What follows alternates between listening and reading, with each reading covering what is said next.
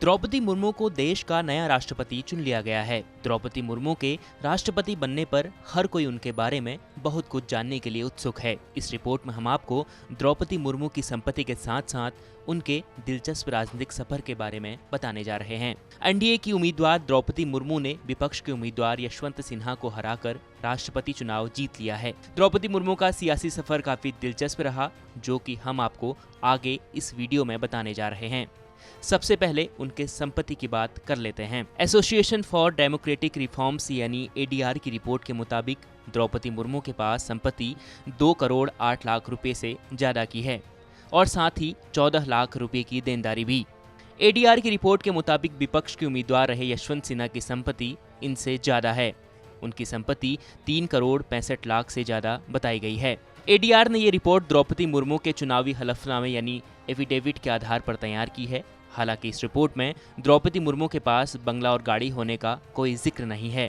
अब आपको द्रौपदी मुर्मू के सफर के बारे में बताते हैं। द्रौपदी मुर्मू देश की पहली आदिवासी महिला राष्ट्रपति चुन ली गई है। इनका जन्म 20 जून 1958 को उड़ीसा में हुआ था। मुर्मू उड़ीसा के मयूरभंज जिले के ऊपरबेड़ा गांव के आदिवासी परिवार से आती हैं। इन्होंने रमा देवी वुमेन्स कॉलेज से बीए की डिग्री ली है। द्रौपदी मुर्मू ने 1994 से 1997 के बीच रायरंगपुर के ही एक स्कूल में टीचर के रूप में अपनी सेवा दी। इसके अलावा उन्होंने कुछ समय तक ओडिशा के राज्य सचिवालय में नौकरी भी की। द्रौपदी मुर्मू के पति और 2 बेटों का निधन हो जाने के बाद उन्होंने अपने घर को एक बोर्डिंग स्कूल में बदल दिया, जहां आज भी स्कूल चलाया जाता है।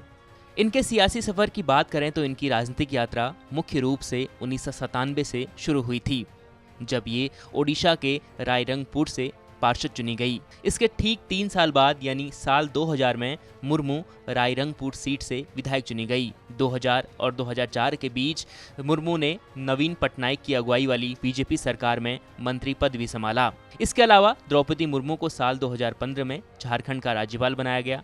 तब वो देश की पहली आदिवासी महिला राज्यपाल बनी। अब द्रौपदी मुर्मू देश के सर्वोच्च पद के लिए चुन ली गई है। अब आपको देश के राष्ट्रपति की सैलरी के बारे में बताते हैं। 2018 तक राष्ट्रपति को हर महीने 1.5 लाख रुपए सैलरी मिलती थी, लेकिन 2018 में सैलरी को बढ़ाकर 5 लाख रुपए कर दिया गया। इसके अलावा राष्ट्रपति को मुफ्त मेडिकल, टेलीफोन बिल, आवास, बिजली समेत कई सारे भत्ते भी मिलते हैं। राष्ट्रपति को आने जाने के लिए एक स्पेशल गाड़ी भी मिलती है। राष्ट्रपति के पास स्पेशल गार्ड होते हैं, जिन्हें प्रेसिडेंशियल बॉडीगार्ड कहा जाता है। इनकी संख्या 86 होती है। जब राष्ट्रपति रिटायर हो जाते हैं तो उन्हें सैलरी का आधा यानी 2.5 लाख रुपए पेंशन मिलती है। इसके साथ ही एक बंगला, 2 मोबाइल फोन और लाइफ टाइम फ्री इलाज की सुविधा मिलती है। पूर्व राष्ट्रपति को एक सहयोगी के साथ ट्रेन या हवाई मार्ग से यात्रा करने की सुविधा भी मिलती है। कुल मिलाकर देखा जाए तो राष्ट्रपति देश का सर्वोच्च पद होता है और प्रथम नागरिक भी। अब द्रौपदी मुर्मू नई राष्ट्रपति के रूप में इस सर्वोच्च पद पर आसीन होने जा रही हैं। न्यूज़ तक ब्यूरो।